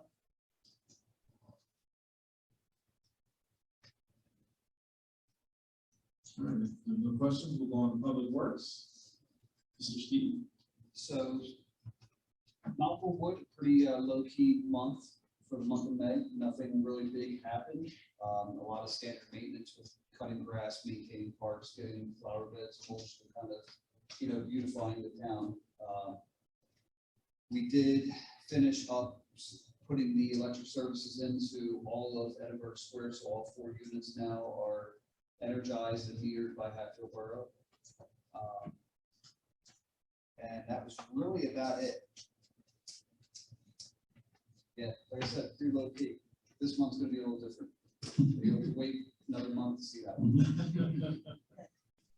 Are you still hiring summer help as well? Or do you need this year? I'll put it this way, I would look at any resume that was worth looking at. So if you know of anybody, tell them to contact me. Okay. 18 years and a valid driver's license.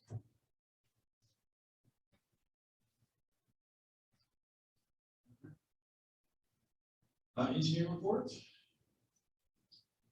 You have my full report in your packets. I'll just highlight some of the capital improvement projects real quick. The 2022 ADA ramp replacement project should start construction end of this month. Contractor anticipates roughly a month's complete work. The roadway resurfacing project will start after that's complete, but it's contingent on the ramp work being completed. We expect early August for that to be started. Contractor anticipates roughly 2 weeks for that to be completed. And then the Broad Street and Main Street sanitary sewer and storm work. We provided all the information to North Carolina Water Authority for them to design their water main improvements and services. So I'm waiting on them at this point for their design work. Once we receive that, we'll incorporate that into the PennDOT HOP plan so that we can finalize that application and start working towards getting the HOP. And we're also waiting on information from PICO regarding their gas mains. I don't know if you're aware or not, but some of their gas mains actually run through the storm sewer pipes, believe it or not, two different locations. And there's an old, what we believe is an abandoned gas main that runs directly on top of the storm pipes. So you can understand that that would be quite expensive to try to dig around to get the pipes, the storm pumps to replace. We believe it's abandoned. We've been working with them for several months now to try to get information on that. We've heard is that they don't believe it's their pipe because they have no record. Can't imagine who else the pipe could be. We suspect it's so old that they either don't have it on record or they choose not to look for it. But nonetheless, we continue to try to get confirmation on that. Whether there's a way to determine if it's active or abandoned, if it's abandoned, just work it out. That's the plan. I hate to, complete this design and put it out to bid, not knowing if that's an active case. And how do you determine it? How is it you determine that? Is it a record search or is it? We're going up the chain at PICO as high as we possibly go. Hmm. They're not very responsive. Okay. They're supposed to do be one call mark out. Go now. They still have time. Hopefully at some point we'll get that answer.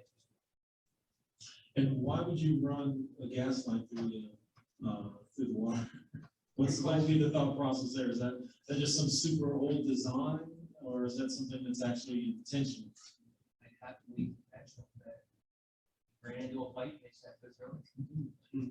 I can't explain it. Okay. I've never seen it before. Okay.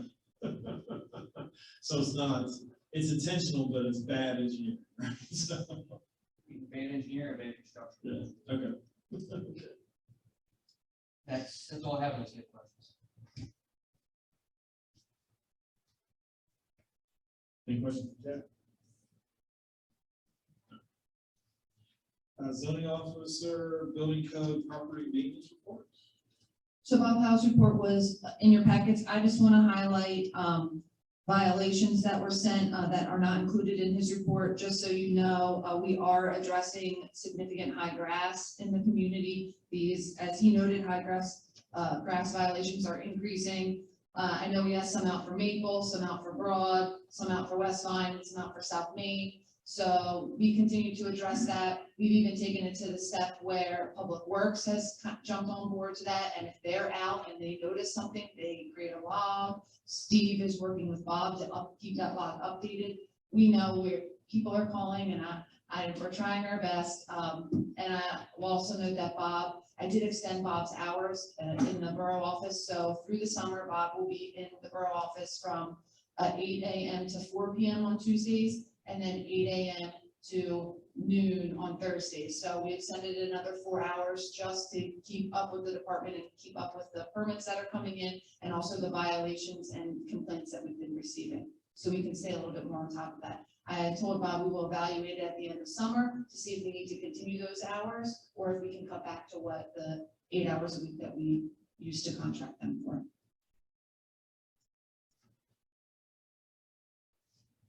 Fire marshal, fire safety. I know that with these uptick in hours and additional hours that Bob has been doing, he is working with staff in his office to schedule fire safety inspections. So he has promised that those will continue to resume in 2022, and we will get back to the pre-COVID standard of doing fire safety inspections for the borough.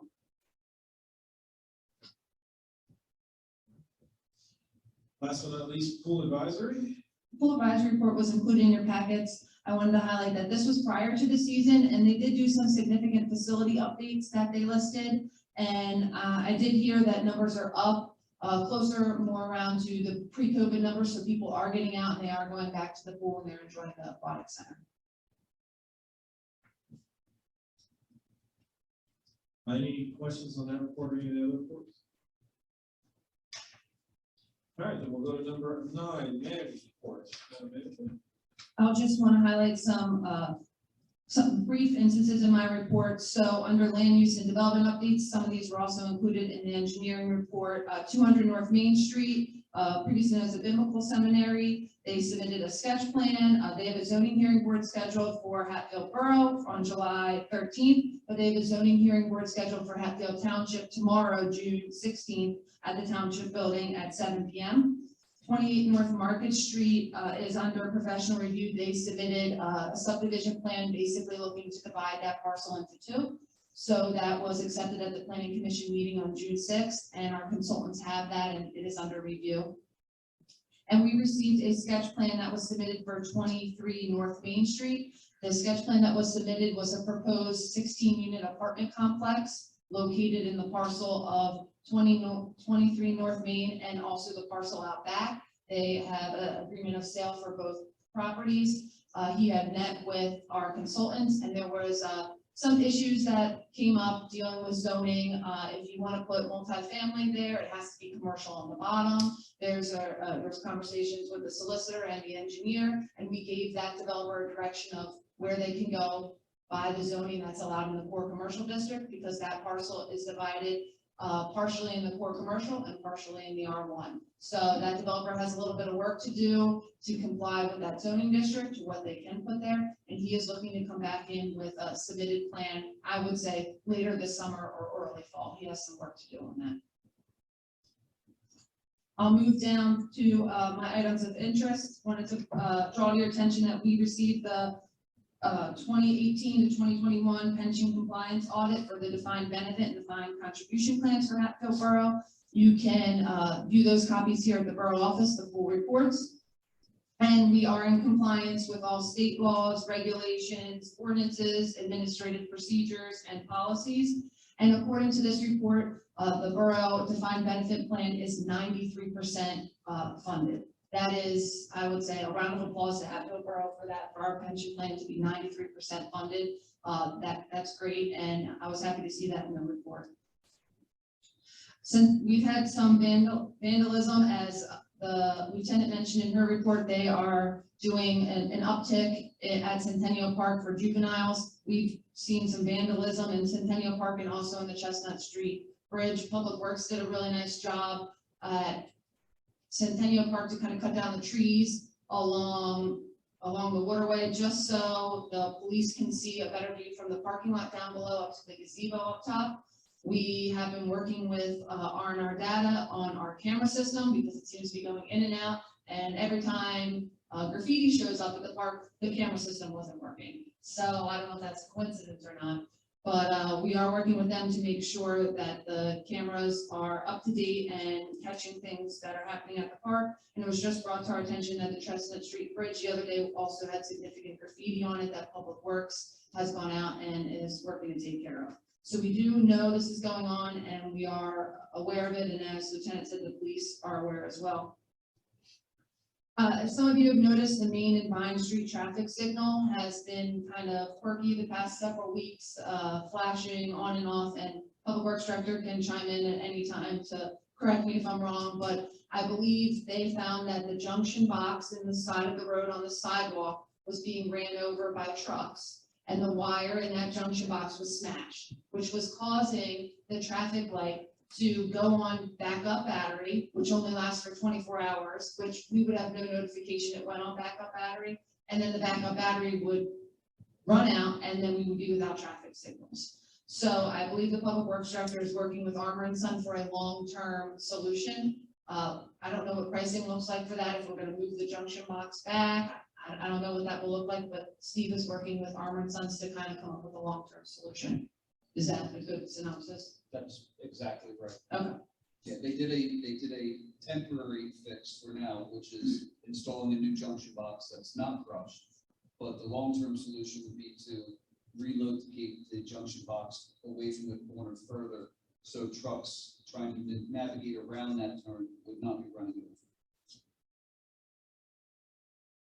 And finally, just a thank you from the Indian Valley Chamber of Commerce for sponsoring their Swing for Hope golf outing on May 23rd. They're very appreciative of Hatfield Borough participating on the board for the Indian Valley and supporting their community activities. That's my report. Is there any questions?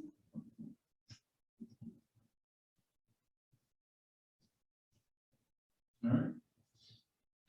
Moving on, we'll hit item number 10, new business and discussion items. So the first item A, the resolution 2022-16, demand response for retail customers. I'll start out, I'll highlight the resolution and then Kate can go into more detail if she wants to. So this resolution is needed for demand response or for our behind the meter generation project according to PJM. So the resolutions are needed to participate in peak shaving, and this resolution will allow Hatfield to implement demand response on behalf of our customers and authorize a designee if we should, but it basically allows Hatfield Borough only to authorize demand response on behalf of our retail customers, and demand response is peak shaving, and we currently have nothing in place allowing us to do that. My understanding though was it was part of PJM's approving our behind the meter generation, like we're gonna generate electricity. The big guys don't always like that because they're in competition with us and we can generate our own energy. We're not buying it from PP&L or anybody else. And so they made the borough jump through some hoops in order to have the ability to run those generators. When we hit the peaks here, and the effect of that is we have our own electricity at a cheaper cost. Other than the fact that diesel fuel is going up, which may mean the numbers don't work as well as they thought. So what we did was I sent a letter saying it was always our intention to use the generators, on peak periods to help the borough carry the load. And they accepted that, but then they responded by saying that they wanted a resolution saying we're the only ones who can offer this to our customers should we choose to do so. So that we won't have PP&L or somebody else coming in here and saying, well, if you agree that we can reduce electricity to your house during peak periods, we'll give you a better rate. Pico does that, actually. You can sign up for that, and they do that. But, so, I see this as you can start some kind of a demand response program here in the borough if you pass this resolution saying you're the only ones who can offer it in the borough, which I totally recommend you do. But I also think it helps us with PJM and having the generators running, when everybody's air conditioning's on or whatever. So. Fair. Yep. She's the PMEA representative, but that's what I understand. It's a stipulation if we want to use the behind the meter generation, which we do for peak shaving, that's why we put it in. A letter, as Kate said, she had sent, but this is more of a formal authorization that's our intent to use the generator, and Hatfield Borough Council is allowing us to do that. Okay. Any questions? All right, we'll go to item B, 200 North Main Street, Alliance Housing Development, the letter of support. Bill Brown with Alliance Housing is just looking for a general letter of support. So if you were here for their sketch plan and they're talking about tax credits, they're going to the Pennsylvania Housing Finance Authority for low income tax credits. And they're just looking for Hatfield Borough Council to send a letter of support and authorize the manager and the solicitor to work together to draft just a generalized letter that we are in support of the development. So I had said I will put this on for discussion for council this evening to see your feedback, if that was something council was interested in. It's just a letter that's going to go with their application, and their application is going to be submitted on Monday. I think we should also discuss whether or not you want the solicitor to go to the zoning hearing board meeting, either in support or in opposition or not at all. I'm fine either way, okay? But the zoning application came in, the zoning board has a hearing, which is in your packets, scheduled for June 16th, right? Am I reading that right? Yeah, June 16th at 7 o'clock. That's the township. No, that's the township. When is ours? July. July Okay. 13th. Well, then we may have one more meeting before that or not. We do not. So, okay, if ours is July 13th, you need to decide if you want to send the solicitor either in support, in opposition, or not at all. And I think this is a good discussion to have while we're discussing writing a letter of support for their tax credits, which is, I think, how they're gonna have we're doing, so. Yeah, I think it's worth sending you there just in case something comes up that we want, want our representation for, so I'd be in favor. All right. In general, we're in favor of the project, right? Yeah, okay, then I'll put that on my calendar.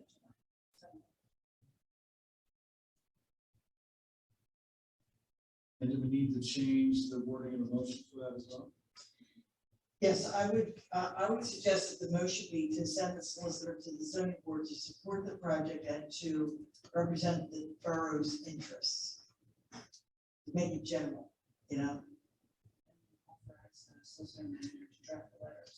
Right, that's the motion, but I would add to it. Right. Yeah. Okay.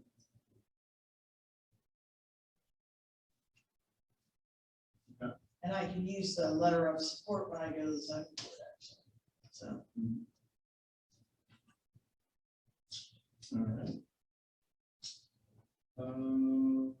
right. Item solution reduction, C. Pollution reduction 2022-17 draft pollution reduction plan public comment period for the MS4 project.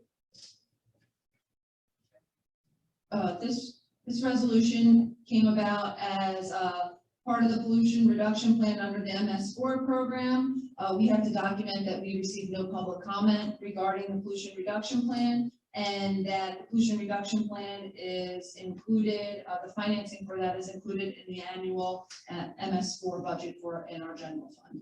So this resolution is going to be submitted with the MS4 permit, and it just documents that we had the 30-day public comment period, we received no comments, and we fund the pollution reduction plan as part of our general fund and our budget every year. All right, any questions? All right, item D, resolution 2022-18, closing the borough roads for Founders Day. This is an annual resolution of council to close certain streets in the borough for Founder's Day, which will take place on June 27th. The streets that will be closed are Cherry Street and a portion of Union. Pretty standard, we do it every year. Any questions? Item E, policy for displaying flags and banners. So we talked about this during the Public Works Committee report. I would just add that if council is okay with this, we will put this on again for July, and we can have a discussion under old business, and then it will be on for consideration in July for approval. If anybody has any comments or questions, I would entertain that they can submit them to myself, and I can share them with the committee, and we can certainly meet before them to address any of those.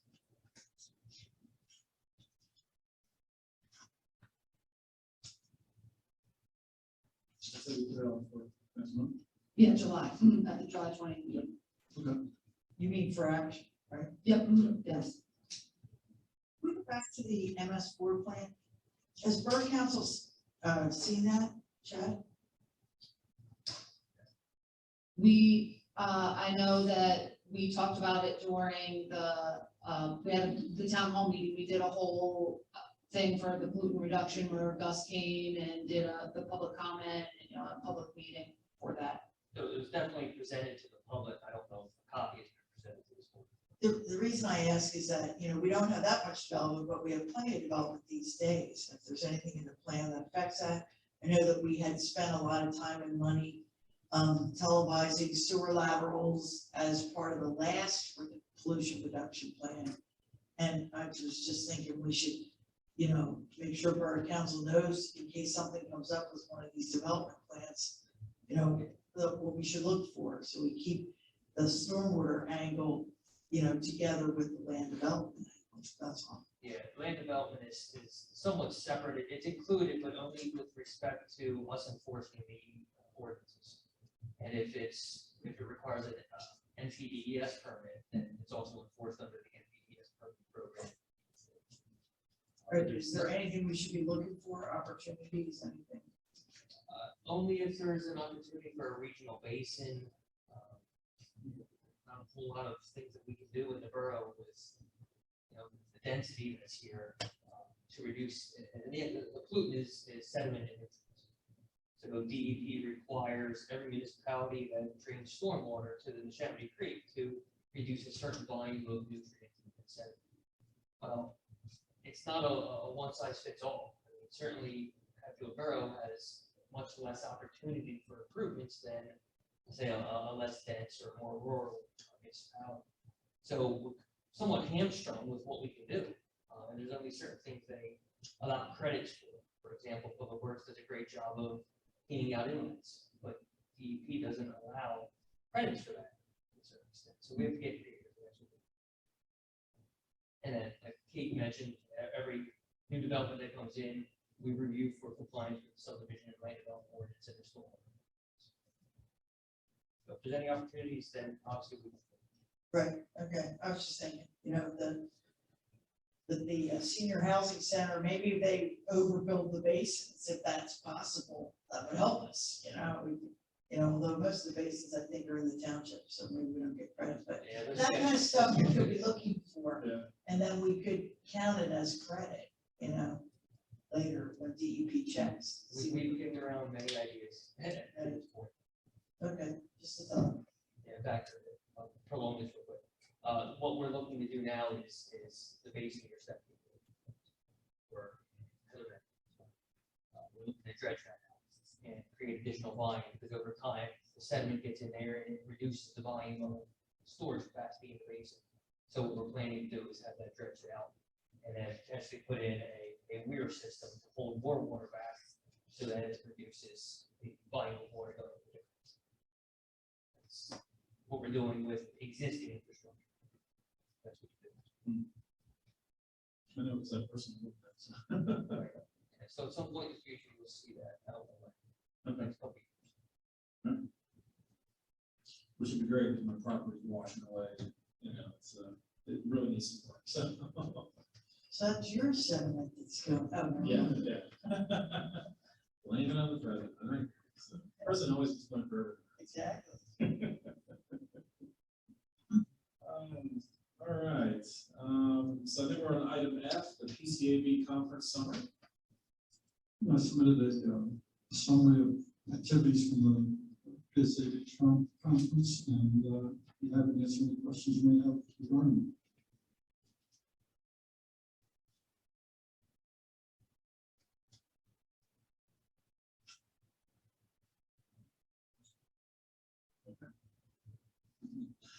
All right, if no questions, we'll go on to item G, Hatfield Borough cybersecurity.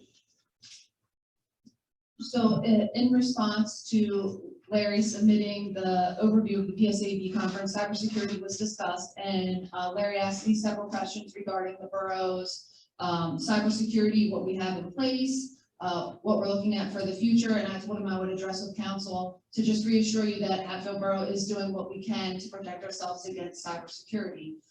Without going into too much detail in a public meeting to give access to what we have, I will let you know that we have liability insurance that covers cybersecurity. It includes cybersecurity. Every year through Divot, who is our liability insurance, they do send myself and our IT department a full, it might be 6-page application that we have to fill out, representing how we store data, where we keep data, what phishing we go through. It's kind of like an application to see if we qualify and we are doing the right stuff to make sure that we are have the right implementation in for cybersecurity. So we go through that every year, and we are included in Divot's cybersecurity liability.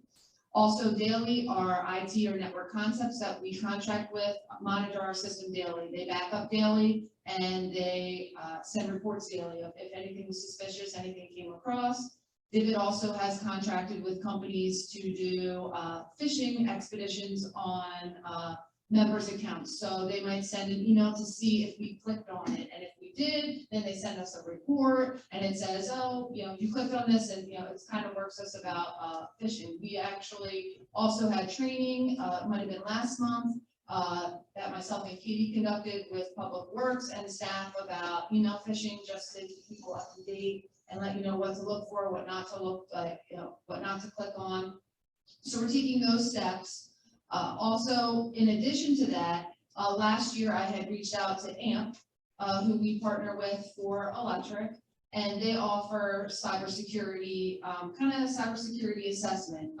This assessment can run anywhere from $5,000 to $7,000, and it currently wasn't put in the budget for 2022 because we didn't have the numbers back of how much it would be. I think this cybersecurity assessment is 100% needed. It is how we can know if we are good, if we're bad. It's going to tell us the good, the bad, the ugly, and it's going to give us financial numbers to go with that, of how much we have to pay to get to where we should be and how, liable our system is. And it's also going to include the utilities aspect of our system, which I think is important. Sometimes, people don't realize we own and operate our utility system, and if that got hacked, that's a whole nother level than just borough finances. That adds a whole nother layer.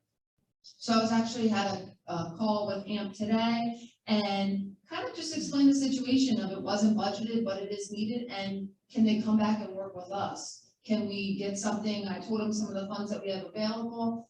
Can we work with those numbers? Can we do something a little bit smaller scale for this year that wouldn't be the 5,000 to 7,000, and we could designate more funds in 2023 if that's how council wanted to move forward? And they were going to reach out to their IT and see if they could work with us to try to fit something in this year, because they realize how needed it is and just the environment that we live in. I'll also add cybersecurity is now bumped up to priority A for liability insurance. So when Steve and myself meet with Linda Poole, and Katie will do that this year from Divot, that's the #1 priority for them and the municipalities to address the cybersecurity.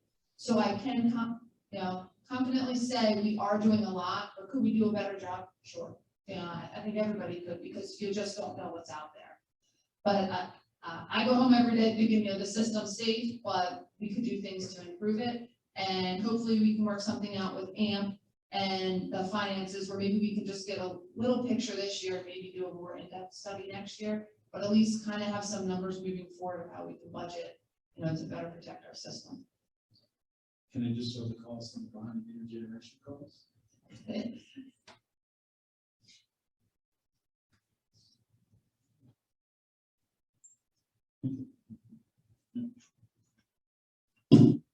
All right, going on, we'll go to item H, public hearing, to solicit comment on the Comcast cable franchise renewal.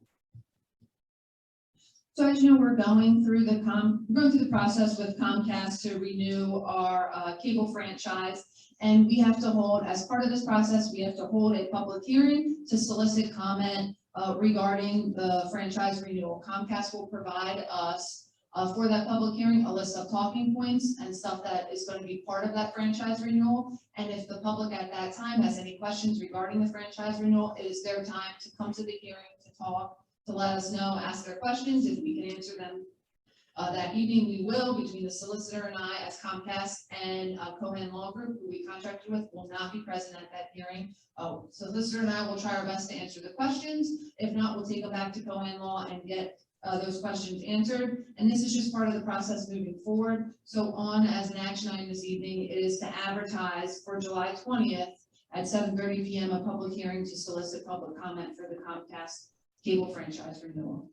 I would also say it's the opportunity for the public to come in and complain if they have any complaints about Comcast service or something like that. Now, we can't fix it, but we would know since, because in our contract, there are certain provisions about customer service and how they have to handle complaints that we send them. So, if somebody in the borough had a big complaint about how Comcast was treating them, then that would be the time to say it.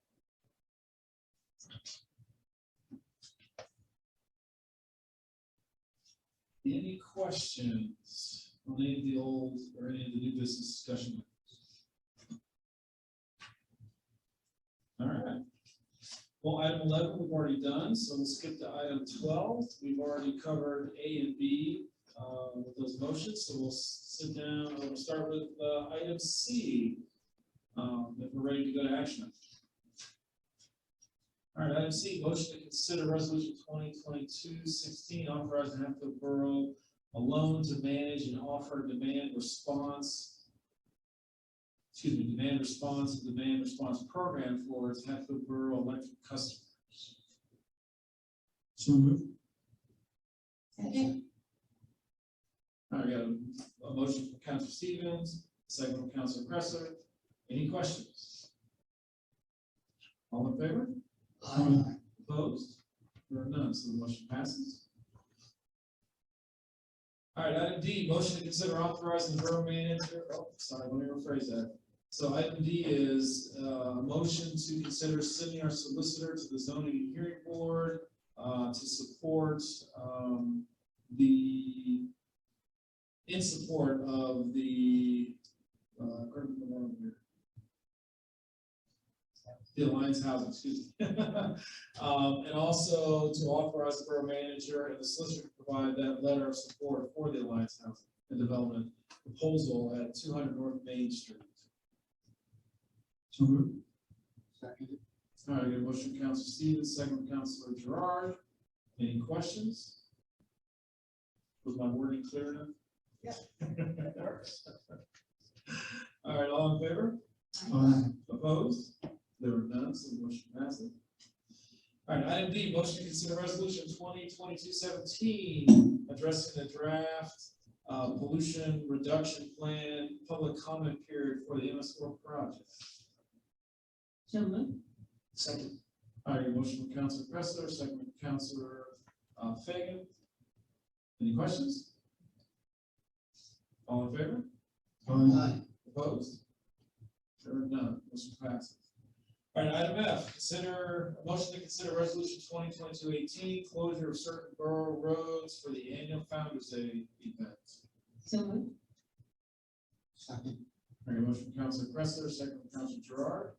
Any questions? All in favor? Aye. Opposed? There are none, motion passes. And lastly, item G, motion to consider advertising for the public hearing to solicit public comment regarding the Comcast cable franchise renewal for July 20, 2022 at 7:30 p.m. So moved. Second. All right, motion from Councilor Stevens, second from Councilor Preston. Any questions? All in favor? Aye. Opposed? None, so motion carries. All right, item number 13, motion to approve the bill, motion to approve payment for the bills. Move to pay the bills. Second. All right, I got a motion from Councilor Stevens, a second from Councilor Fagan. Any questions? Anything you want to highlight on this, Madam Manager? No, nothing to highlight. All in favor? Aye. Opposed? None, motion carries. All right, so, executive session, we're scheduled for an executive session to cover real estate litigation, personal one. Yes, we do have an executive session this evening. All right. All right, can I get a motion to adjourn the meeting? So moved. All in favor? Aye. All right.